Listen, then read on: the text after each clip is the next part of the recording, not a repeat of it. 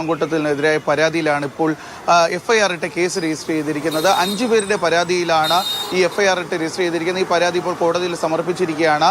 ഈ പരാതിക്കാരായിട്ടുള്ള 5 പേരും കേസിലെ 3ാം കക്ഷികളാണ്. അതുകൊണ്ട് ഇവർക്ക് കേസുമായി നേരിട്ട് ബന്ധമില്ല. പക്ഷേ എടുത്തു പറയേണ്ട ഒരു കാര്യമുണ്ട്. ഈ ചുമത്തിയിരിക്കുന്ന വകുപ്പുകളെല്ലാം തന്നെ ഗുരുതരമാണ്.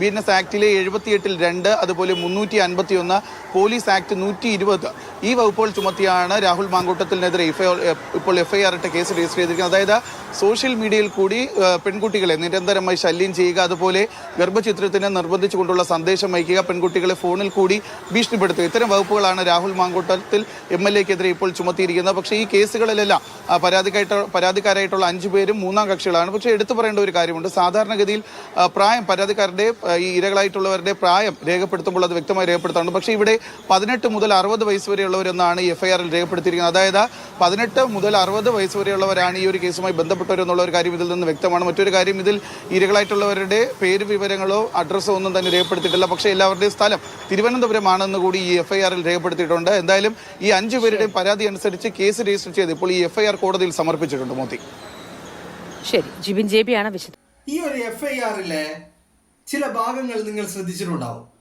അതിൽ കുറ്റം ആരോപിച്ചിരിക്കുന്ന കുറ്റം എന്താണെന്നതിനെ കുറിച്ച് ഞാനിപ്പോൾ സംസാരിക്കുന്നില്ല. നമുക്കത് മറ്റൊരു വിഷയത്തിനെ കുറിച്ച് സംസാരിക്കാം.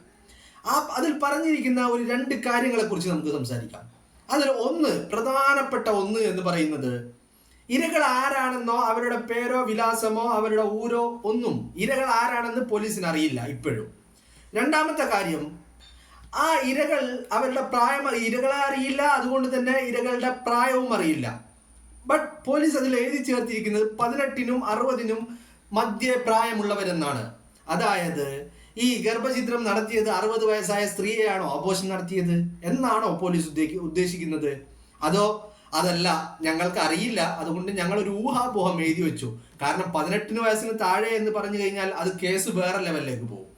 18 വയസ്സ് എന്ന് പറഞ്ഞു കഴിഞ്ഞാൽ അത് വേറെ ലെവലിലാണ് കേസുകളെ കൈകാര്യം ചെയ്യുന്നത്.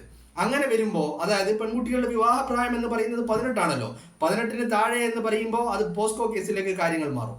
18 വയസ്സിനും 60 വയസ്സിനും ഇടയിൽ എന്ന് പറയുമ്പോൾ നിങ്ങൾ എന്താണ് പോലീസുകാർ ഉദ്ദേശിക്കുന്നത്? അതായത് രാഹുൽ മാങ്കൂട്ടത്തിൽ 60 വയസ്സുകാരിയായ ഒരു സ്ത്രീയെ പീഡിപ്പിച്ചു, ഗർഭിണിയാക്കി, അബോർഷൻ ചെയ്തു. ഇതാണോ നിങ്ങൾ ഉദ്ദേശിക്കുന്നത്? നിങ്ങൾ എന്താണ് പോലീസുകാരെ, നിങ്ങൾ എന്താണ് എഴുതി വെക്കുന്നത്? നിങ്ങളുടെ അഭ്യൂഹങ്ങൾ, നിങ്ങളുടെ ഊഹാപോഹങ്ങൾ, നിങ്ങളുടെ ഇമാജിനേഷനുകൾ, നിങ്ങൾ ഒരു ഉദ്ദേശം വെച്ച് ഇതെന്താ വെള്ളരിക്ക പട്ടണമോ? ഒരു എഫ്ഐആർ എഴുതാൻ അതിൽ കാര്യങ്ങൾ കൃത്യമായിരിക്കണ്ടേ, കൃത്യമായി അടയാളപ്പെടുത്തണ്ടേ അതിൽ കാര്യങ്ങൾ? ഇത്തരത്തിൽ ഊഹാപോഹങ്ങളാണോ അതിൽ എഴുതി ചേർക്കുന്നത്?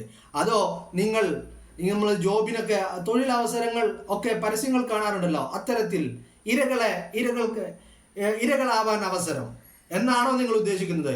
അതിനുള്ള ഒരു കണ്ടീഷനാണോ 18-നും 60-നും ഇടയിൽ പ്രായമുള്ള സ്ത്രീകൾ ആർക്കും ഇരകളാവാം, സാങ്കല്പിക ഇരകളാവാം എന്നാണോ നിങ്ങൾ ഉദ്ദേശിക്കുന്നത്?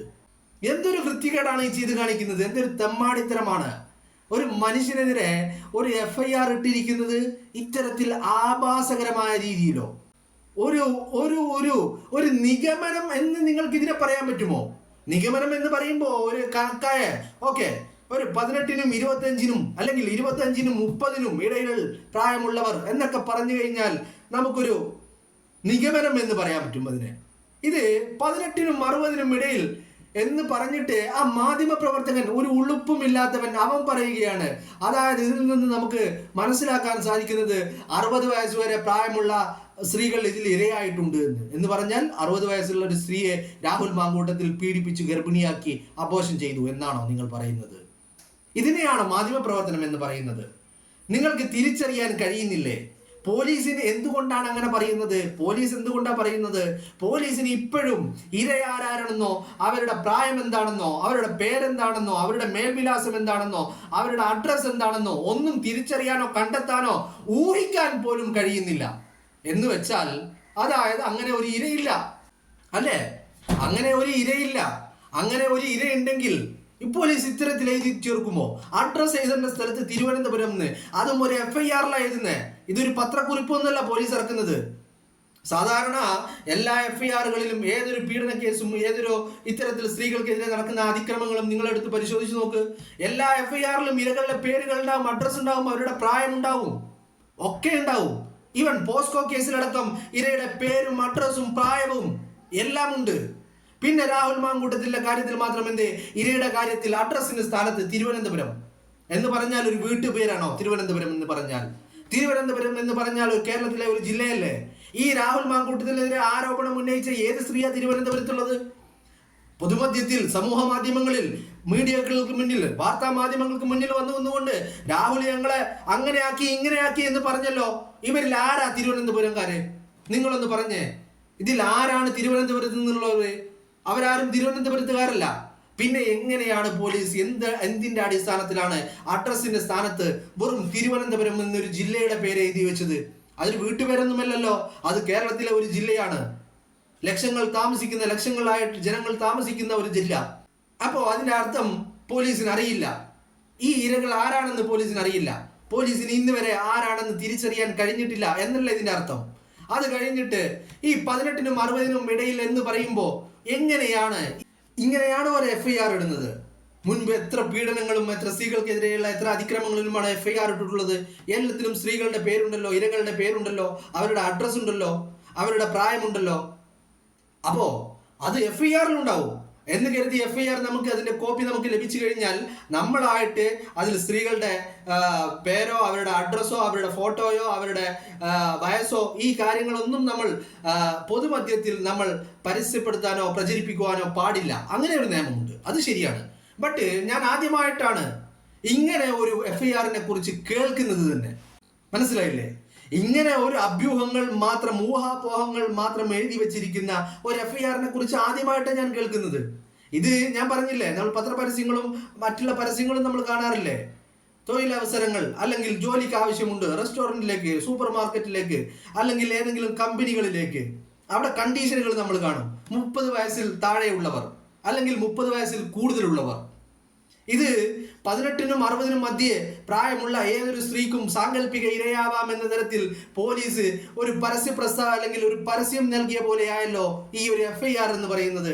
എന്നിട്ട് അതിൽ നിന്ന് മാധ്യമങ്ങൾ മനസ്സിലാക്കിയെടുക്കുകയാണ്, അതായത് ഇരകൾ എന്ന് പറയുന്നവർ 60 വയസ്സ് വരെ പ്രായമായ സ്ത്രീകൾ ഇരകളായിട്ടുണ്ട് എന്ന് മാധ്യമങ്ങൾ പ്രചരിപ്പിക്കുക. ഇത്തരത്തിൽ തെമ്മാടിത്തരം പ്രചരിപ്പിക്കുകയും കുപ്രചരണങ്ങളും അഭ്യൂഹങ്ങളും വ്യാജ പ്രചരണങ്ങളും നടത്തുന്നത് മുഖ്യധാരാ മാധ്യമങ്ങളാണ്. അതുകൂടി നമ്മൾ ശ്രദ്ധിക്കണം. അവിടെയാണ് ഞാൻ ചോദിക്കുന്നത്, എന്താണ് രാഹുൽ മാങ്കൂട്ടത്തിന്റെ കാര്യത്തിൽ ഈ മാധ്യമങ്ങളുടെ പങ്ക് എന്താണ് എന്നുള്ളത്? കാരണം തീർച്ചയായിട്ടും ഇതിലൊരു പങ്കുണ്ട്. ഇപ്പൊ മാധ്യമങ്ങൾ പുറത്തുവിട്ട, അതും ഓൺലൈൻ മാധ്യമങ്ങളല്ല, ഈ കേരളത്തിൽ എന്താ പറയേണ്ടത്, എല്ലാവിധ ലൈസൻസുകളോടും കൂടി പ്രവർത്തിക്കുന്ന ഒരു വാർത്താ മാധ്യമങ്ങൾ പുറത്തുവിട്ട ഓഡിയോ ക്ലിപ്പുകൾ, എന്തുകൊണ്ട് പോലീസ് ആ ഓഡിയോ ക്ലിപ്പുകൾ, ആ ഡിജിറ്റൽ തെളിവുകൾ അവലംബിക്കുന്നില്ല? അതിനെ ഡിപ്പെൻഡ് ചെയ്യുന്നില്ല പോലീസ്. എന്തുകൊണ്ട്? പോലീസ് ഇപ്പോഴും ഇരയാരാണെന്നോ അല്ലെങ്കിൽ അവരെ ഐഡന്റിഫൈ ചെയ്യാനും അവരെ തിരിച്ചറിയാനും കഴിയാത്ത സിറ്റുവേഷനിലൂടെയാണ് പോലീസ് പോയിക്കൊണ്ടിരിക്കുന്നത്. അതാണ് പോലീസിന്റെ ഈ FIR നമ്മളെ വ്യക്തമാക്കി തരുന്നത്. എന്തുകൊണ്ടാണ് മാധ്യമങ്ങൾ പുറത്തുവിട്ട തെളിവുകൾ, ഈ ഓഡിയോ ക്ലിപ്പുകൾ, ചാറ്റുകൾ, സ്ക്രീൻഷോട്ടുകൾ, ഇതൊന്നും പോലീസ് ഇതിനെ ഡിപ്പെൻഡ് ചെയ്യാത്തത്? കാരണം അത് ശാസ്ത്രീയമായി രാഹുലിൻ്റെതാണെന്ന് തെളിയിക്കാനുള്ള വകുപ്പില്ല, വഴിയില്ല, മാർഗമില്ല എന്നുള്ളതാണ്. അത് തെളിയിച്ചു കഴിഞ്ഞാൽ അത് ഉണ്ടാക്കപ്പെട്ടവനെ പിടിക്കേണ്ടി വരും. കാരണം ആ ഒരു എന്താ പറയേണ്ട ഓഡിയോ ക്ലിപ്പുകൾ അല്ലെങ്കിൽ സ്ക്രീൻ ഷോട്ടുകൾ, ഇതിനെയൊക്കെ പോലീസ് ഡിപ്പെൻഡ് ചെയ്ത് കഴിഞ്ഞാൽ പോലീസ് അത് രാഹുലിൻ്റെതാണെന്ന് കോടതിയിൽ തെളിയിക്കേണ്ടി വരും. അങ്ങനെ തെളിയിക്കണമെങ്കിൽ ശാസ്ത്രീയ പരിശോധനകൾ നടത്തേണ്ടി വരും. ശാസ്ത്രീയ പരിശോധനകൾ നടത്തുമ്പോൾ ഇത് ഉണ്ടാക്കിയവൻ ആരാണെന്നുള്ളത് തെളിയും. അത് ഉണ്ടാക്കിയവൻ ആരാണെന്ന് തെളിഞ്ഞു കഴിഞ്ഞാൽ പോലീസിന് അത് പുറത്ത് പറയാതിരിക്കാൻ പറ്റില്ല. കാരണം കോടതിയിൽ അത് പറയാതിരിക്കാൻ പറ്റില്ല. അപ്പോൾ ഉണ്ടാക്കിയവൻ ആരാണെന്ന് പറയും. അപ്പോൾ ഉണ്ടാക്കിയവനെ കിട്ടുമ്പോൾ ഇതിന്റെ പുറകിൽ നടന്ന ഗൂഢാലോചന പൊളിയുമ്പോൾ ഇതിന്റെ പിന്നിലുള്ള എല്ലാ കളികളും പൊളിയും. അതുകൊണ്ടല്ലേ പോലീസ് ഇപ്പോഴും ആ തെളിവിന്റെ പേരിൽ ആ തെളിവിനെ അവലംബിക്കാതെ, അതിനെ ഡിപ്പെൻഡ് ചെയ്യാതെ, ഒരു തെളിവുകളും ഇല്ലാതെ ഇങ്ങനെ വട്ടം കറങ്ങിക്കൊണ്ടിരിക്കുന്നത്, ഒരു എത്തും പിടിയും കിട്ടാതെ എന്ന് നമ്മൾ സാധാരണ പറയാറില്ലേ, ആ അവസ്ഥയിൽ പോലീസ് എത്തി നിൽക്കുന്നത്. എന്നിട്ട് മാധ്യമങ്ങൾ വീണ്ടും ഈ വ്യാജങ്ങൾ ഇങ്ങനെ പടച്ചു വിട്ടുകൊണ്ടേയിരിക്കുകയാണ്. എല്ലാ മാധ്യമങ്ങളും രാഹുലിന്റെ കാര്യത്തിൽ എല്ലാവർക്കും ഒരു പ്രത്യേക ഇൻട്രസ്റ്റാണ്. എനിക്ക് തോന്നുന്നു ഈ രാഹുലിന്റെ വിഷയം മാത്രം ചർച്ച ചെയ്താൽ മാത്രമേ ഈ TRP റേറ്റിംഗും വ്യൂവർഷിപ്പും ഒക്കെ ഉണ്ടാവുകയുള്ളൂ എന്നുള്ള ഒരു അടിസ്ഥാനപരമായ ചില തിരിച്ചറിവുകളിൽ നിന്നാണ് ഈ മാധ്യമങ്ങൾ ഇങ്ങനെ ഇറങ്ങി പുറപ്പെട്ടിരിക്കുന്നത്, അല്ലേ? അല്ലാതെ നിങ്ങളൊന്ന് ആലോചിച്ച് നോക്ക്. ഇവിടെ നമ്മുടെ മുന്നിൽ ചോദ്യങ്ങൾ ബാക്കിയല്ലേ. രാഹുൽ മാങ്കൂട്ടത്തിൽ കുറ്റക്കാരനാണോ അല്ലയോ എന്നുള്ളത് തീരുമാനിക്കേണ്ടത് കോടതിയും ഇവിടുത്തെ നിയമ സംവിധാനങ്ങളുമാണ്. അപ്പോൾ ആ വിഷയം അവിടെ നിൽക്കട്ടെ. പോലീസ് പ്രതിസന്ധിയിലാവുന്നു, പോലീസ് അന്വേഷണവുമായി മുന്നോട്ട് പോകാൻ കഴിയാതെ വരുന്നു. ഇങ്ങനെയൊക്കെ വരുമ്പോൾ ഇത്രയും തെളിവുകൾ ഈ പൊതുമധ്യത്തിൽ ഉണ്ടായിട്ടും ഇവിടുത്തെ ഉത്തരവാദിത്തപ്പെട്ട മുഖ്യധാര മാധ്യമങ്ങൾ ആ തെളിവുകൾ പുറത്തുവിട്ടിട്ടും എന്തേ പോലീസ് ആ തെളിവുകൾ അവലംബിക്കുവാനോ ആ തെളിവുകളെ ഡിപ്പെൻഡ് ചെയ്ത് ഒരു അന്വേഷണം മുന്നോട്ട് കൊണ്ടുപോകാനോ നിൽക്കാത്തത് എന്തുകൊണ്ടാണ്? ആ ചോദ്യം അവിടെ ബാക്കിയാവുകയല്ലേ. അങ്ങനെ ആ തെളിവുകളെ ഡിപ്പെൻഡ് ചെയ്ത് കഴിഞ്ഞാൽ ഇവിടെ എന്താവും? ഇതിന്റെ പിന്നിലെ ഗൂഢാലോചന പുറത്തു വരും. അങ്ങനെ ഗൂഢാലോചന പുറത്തു വരാൻ പാടില്ല. അങ്ങനെ ഗൂഢാലോചന പുറത്തു വരുമ്പോൾ രാഹുൽ മാങ്കൂട്ടത്തിൽ നിരപരാധിയാണെന്ന് തെളിയും. അയാളെ ക്രൂശിച്ചവർ, അയാളെ വേട്ടയാടിയവർ പിന്നെ അതിന് ഉത്തരം പറയേണ്ടി വരും. അങ്ങനെ ഒരു സാഹചര്യം ഉള്ളത് കൊണ്ടാണ് പോലീസ് ഇപ്പോ ഈ മുഖ്യധാര മാധ്യമങ്ങൾ പുറത്തു വിട്ടിരിക്കുന്ന ഈ തെളിവുകൾ ഡിപ്പെൻഡ് ചെയ്യുകയും അത് എടുത്തുകൊണ്ടുള്ള ഒരു അന്വേഷണത്തിലേക്ക് കടക്കുകയും